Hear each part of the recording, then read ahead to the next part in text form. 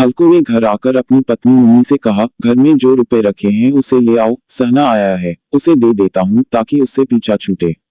बरामदे में झाड़ू लगा रही मुन्नी ने पलटकर गुस्से से हल्कू को देखा और बोली, 4 रुपए ही तो बचे हैं घर में, अब वो भी सहना को दे दोगे तो माघ पूस की कड़कड़ाती ठंड कैसे कटेगी।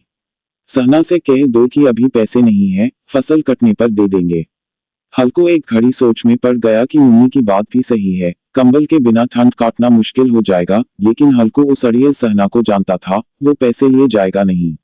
हल्कू ने सोचा कि सर्दियों को सर्दियों में देख लेंगे, फिलहाल इस बला से तो पीछा छूटे। हल्कू अपनी पत्नी की ओर बढ़ा और उसके पास जाकर बैठते हुए धीरे से उसकी खुशामद करते हुए बोला, दे देना पैसे, कम से कम यह पीछा तो छोड़ेगा और कंबल के लिए मैं तब तक कोई दूसरा उपाय सोच लूंगा। हल्कू की बात सुनकर मुन्नी गुस्सा हो गई।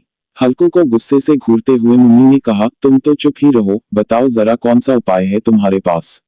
ऐसे ही कोई तुम्हें खैरात में कंबल तो देगा नहीं। न जाने कौन सा कर्ज है जो कभी चुकता ही नहीं। तुम ना खेती करना छोड़ दो, क्या फायदा खेती का जब फसल होते ही पूरी कमाई कर्ज चुकाने में चली जाए। तुम्हें जो सही लगता है तुम करो, लेकिन मैं तो एक पैसा नहीं दूंगी। मुन्नी को गुस्से से लाल होता देख हल्कू उदास हो गया और धीमे से बोला, तो क्या मैं उसकी गाली खाऊं। उसकी बात सुनकर मुन्नी का मन पसीज गया और आवाज में थोड़ी नरमी लाते हुए वह बोली, ऐसे कैसे वह गाली देगा, क्या उसका राज चलता है यहाँ। मुन्नी जानती थी कि हल्कू की बात में कड़वी सच्चाई है, इसलिए वह उठी और चुपचाप कमरे से रुपए निकाल कर ले आए और हल्कू को थमाते हुए बोली, मैं फिर कह रही हूँ तुम यह खेती बाड़ी छोड़ दो, मजदूरी करोगे तो कम से कम किसी की सुननी तो नहीं पड़ेगी और 2 वक्त का खाना तो नसीब होगा। मुन्नी की बात सुनकर हल्कू चुपचाप सिर झुकाए रुपए लेकर बाहर चला गया। हल्कू उन 3 रुपए की अहमियत जानता था जिसे उसने पाई पाई जोड़कर कंबल खरीदने के लिए जमा किए थे। सहना को रुपए थमाते हुए हल्कू के हाथ कांपने लगे, जैसे वह सीने से अपना दिल निकालकर सहना की हथेली में रख रहा हो। वक्त बीतता गया और पूस की वो कड़कड़ाती सर्द रातें भी आ गईं। आसमान में जैसे चांद तारे भी ठंड से ठिठुरते लग रहे थे। हल्कू अपने खेत के किनारे बांस व पत्तों से बनाई मचान के नीचे पुरानी सी चादर ओढ़े कंपकंपाते हुए बैठा था और साथ में उसका कुत्ता जबरा भी उसके साथ था, जो सर्दी के कारण बार बार कूं की आवाज निकाले जा रहा था। ठंड इतनी ज्यादा थी कि दोनों की आंखों से नींद कोसों दूर थी। सर्दी से खुद को बचाने के लिए हल्कू ने अपनी गर्दन को घुटनों से सटाते हुए अपने कुत्ते की ओर देखते हुए कहा, जब पता था कि यहाँ इतनी ज्यादा ठंड है तो क्यों मेरे पीछे पीछे खेतों में आ गया। घर में होता तो कम से कम चारदीवारी में इतनी ठंड तो न लगती। अब पड़े रहो ठंड में यहाँ। अब जबरा शांत हो गया था, शायद उसे पता चल गया था कि उसके मालिक को कूं की आवाज से नींद नहीं आ रही है। इसके बाद हल्कू गर्दन को घुटनों पर सटाए सोचने लगा, सब किस्मत किस्मत की बात है, हम यहाँ ठिठुरते हुए रात काट रहे हैं और वो पैसे वाले बिना कुछ किए ही मजा लूट रहे हैं। इसके बाद हल्कू ने चिलम भरी और ठिठुरते हुए उसे पीने लगा। हल्कू ने अपने कुत्ते जबरे को देखा और कहने लगा, आज यह रात किसी तरह काट ले, कल मैं तेरे लिए यहाँ पुआल बिछा दूंगा, तब ज्यादा ठंड न लगेगी। हल्कू वहीं जमीन पर लेट गया और सोचा कि कुछ देर के लिए आंख मूंद कर सो लूं, लेकिन जैसे ही उसने आंखें बंद की, ठंड की चुभन जैसे पूरे शरीर में सुइयां चुभने लगी। कुछ देर करवट बदलने के बाद हल्कू पूस की रात को कोसते हुए उठकर बैठ गया। जब सब कुछ करने के बाद भी ठंड जाने का नाम ही नहीं ले रही थी, तो हल्कू ने पास बैठे अपने कुत्ते को उठाया और उसे गोद में लेकर लेट गया। ठंड से बचने के लिए जबरे के शरीर से आ रही दुर्गंध को भी हल्कू ने नजरअंदाज कर दिया। जबरे को भी गर्माहट मिल रही थी और उसने भी आंखें मूंद ली थी और सोने की कोशिश कर रहा था कि तभी जबरे को कोई आहट सुनाई दी और वो एकदम सावधान की मुद्रा में खड़ा हो गया। जबरा अचानक मचान से बाहर निकला और इधर उधर दौड़ते हुए जोर जोर से भौंकने लगा। कुछ देर यहाँ वहां भौंकने के बाद जबरा दोबारा हल्कू से सटकर बैठ गया। ऐसे ही रात का 1 और घंटा बीत गया और ठंड कम होने का नाम ही नहीं ले रही थी। हल्कू उठकर बैठ गया। वो दोनों हाथों से टांगों को कसकर पकड़े हुए घुटनों पर सिर टिकाए बैठा था। ठंड में हल्कू को लगा कि जैसे उसका खून जम गया हो और वह बेबसी से बस सुबह होने का इंतजार करने लगा। हल्कू के खेत के सामने ही आम का एक बड़ा सा बाग था, जिसे देखकर वह सोचने लगा कि पतझड़ शुरू हो चुकी है और जरूर इन पेड़ों से पत्तियां झड़ी होंगी, तो क्यों ना इसके सूखे पत्ते लाकर देर तक आग सेंक लूं। हल्कू ने सोचा कि वह पत्तियां उठाने तो चला जाए, पर कहीं रात के अंधेरे में उस पर कोई जानवर हमला न कर दे और उसे ऐसे देखकर कोई भूत ना समझ ले। कुछ देर यूं ही सोचने के बाद हल्कू एकदम से उठा और एक सूखे पौधे को उखाड़कर उसे मशाल की तरह जलाकर पेड़ों की ओर चल पड़ा। अपने मालिक को जाता देख जबरा भी झट से उठ गया और दुम हिलाते हुए हल्कू के पीछे हो लिया। पेड़ों के पास पहुंचकर हल्कू ने उन विशाल पेड़ों को देखा जो अंधेरे में और भी डरावने लग रहे थे।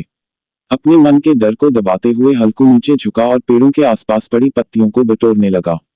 सूखे पत्तों को समेटने की वो आवाज और ठंडी हवा के झोंकों से आ रही पेड़ों की सरसराहट हल्कू को डरा रही थी। ठंड में नंगे पांव पर कंकड़ तो मानो तीर की तरह चुभ रहे थे। उन सब से ध्यान भटकाने के लिए हल्कू ने जबरे से बातें करना शुरू कर दिया और कहने लगा, लग रही है ना तुझे भी बहुत ठंड, बस थोड़ी सी पत्तियां और इकट्ठी कर लेते हैं, फिर दोनों खूब आग सेकेंगे। हल्कू जितनी पत्तियां समेट सकता था समेट ली और मचान की ओर चल पड़ा। मचान के बाहर पहुंचकर हल्कू ने पत्तियों में आग लगाई। देखते ही देखते आग धधकने लगी और उसकी लपटें पेड़ों को छूने लगी। हल्कू और जबरा वहीं आग के पास बैठ गए। हल्कू अलाव में कभी अपने हाथ सेंकता तो कभी पांव तो कभी आग की ओर पीट कर बैठ जाता। जबरा भी आग के पास पसर कर लेट गया और उन लपटों को देखने लगा। हल्कू जबरे की ओर देखकर कहने लगा, कहा था ना मैंने, अलाव जलाते ही ठंड नहीं लगेगी, अब सेंक ले जी भरकर आग। कुछ समय बाद वो आग की लपटें जैसे कहीं गुम हो गईं और पत्तियों का ढेर सिमटकर राख में बदल गया। अब तो बस कोई हवा का झोंका आता तो बची कुची चिंगारी कहीं बीच में लाल लाल अनार के दानों सी दिखाई देती। हल्कू राख की थोड़ी सी गर्माहट में वहीं चादर ओढ़े दुबक कर बैठा हुआ था, लेकिन जैसे जैसे रात बढ़ती जा रही थी ठंड उसे और जकड़ने लगी थी। कुछ देर बाद हल्कू वहीं राख के ढेर के पास लेट गया। हल्कू को नींद आने ही वाली थी कि जबरा फिर से अचानक उठ गया और खेत की ओर जोर जोर से भौंकने लगा। हल्कू के कानों में भी कुछ आवाजें आ रही थी, जैसे जानवरों का बड़ा झुंड खेतों में घुस आया हो और उसकी फसल चर रहा हो। जानवरों की हलचल की पूरी आवाजें हल्कू के कानों में पड़ रही थी। हल्कू आंखें मूंदे ही सोचने लगा कि जबरे के होते हुए आखिर कोई जानवर खेतों में कैसे घुस सकता है, जरूर मुझे कोई धोखा हो रहा होगा। हल्कू ने आंखें खोले बिना ही जबरे को आवाज लगाई, लेकिन जबरा खेतों की ओर मुंह किए जोर जोर से भौंकता रहा, पर उसके पास नहीं आया।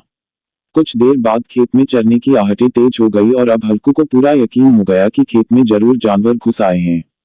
अपने आलस को झकझोरते हुए हल्कू आधे मन से उठकर बैठ गया। इस कंपकंपाती ठंड में उठकर खेत में जाना और फिर जानवरों को भगाना उसे बेहद मुश्किल सा लग रहा था। हल्कू वहीं बैठे बैठ जबरे को आवाज देने लगा। हल्कू की आवाज सुनकर जबरा और भी जोरों से भौंकने लगा। खेतों में नीलगाय का झुंड घुस आया था, जो पूरी तैयार फसल को चरने के साथ ही उसे तहस नहस किए जा रहा था। जबरा अपना गला फाड़ फाड़ कर भौंके जा रहा था, जैसे उन्हें वहां से चले जाने को कह रहा हो। इस बार हल्कू ने पक्का इरादा करते हुए खुद को समझाया और चादर को शरीर पर लपेटते हुए खेत की ओर जाने के लिए कदम बढ़ाने लगा। हल्कू कुछ कदम ही चला था कि अचानक तेज हवा के झोंके ने उसके कदम रोक लिए। हल्कू को ऐसा लगा कि जैसे किसी ने सैकड़ों सुइयां उसके शरीर में चुभू दी हों और उसका पूरा शरीर अकड़ गया हो। हल्कू दौड़ता हुआ राख के ढेर के पास लौट आया और पास पड़ी लकड़ी से उसे कुरेदने लगा ताकि उसके शरीर को कुछ तो गर्माहट मिले। जबरा खेतों के पास भौंकता रहा और हल्कू उस राख के ढेर के पास सिकुड़ कर बैठा रहा, जैसे उसे किसी ने जकड़ रखा हो। नीलगाय के झुंड ने देखते पूरे खेत को तहस नहस कर दिया। हल्कू उसी राख के ढेर के पास चादर ताने सो गया और जानवरों के जाने के बाद जबरा भी हौंकते हुए हल्कू के पास आकर बैठ गया। सुबह जब हल्कू की आंख खुली तो दिन चढ़ आया था और धूप निकल आई थी। सामने बैठी मुन्नी उसे गुस्से से घूरते हुए जोर जोर से कह रही थी, दिन भर सोए रहोगे क्या? उठकर देखो तो सही, जानवरों ने पूरी फसल का क्या हाल कर दिया। अब हम क्या करेंगे? तुम्हारे रात में खेत में होने का क्या फायदा? अगर चादर तान कर सोना ही था तो घर पर ही पड़े रहते।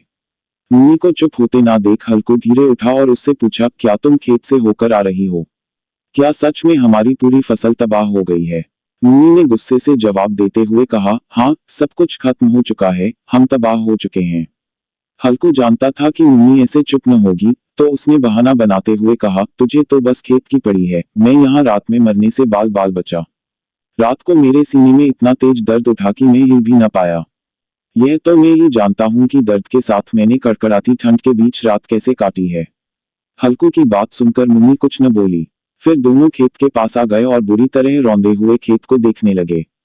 खेत की दुर्दशा देखकर मुन्नी के चेहरे पर उदासी छा गई और वह मन ही मन सोचने लगी कि अब गुजारा कैसे होगा, पर हल्कू के चेहरे पर एक अलग शांति थी। मुन्नी ने चिंता जताते हुए हल्कू से कहा, लगता है अब मजदूरी करके ही दिन काटने पड़ेंगे। हल्कू ने चेहरे पर हल्की सी मुस्कान बिखेरते हुए कहा, चलो, कम से कम अब इन सर्द रातों में यहाँ सोना तो नहीं पड़ेगा।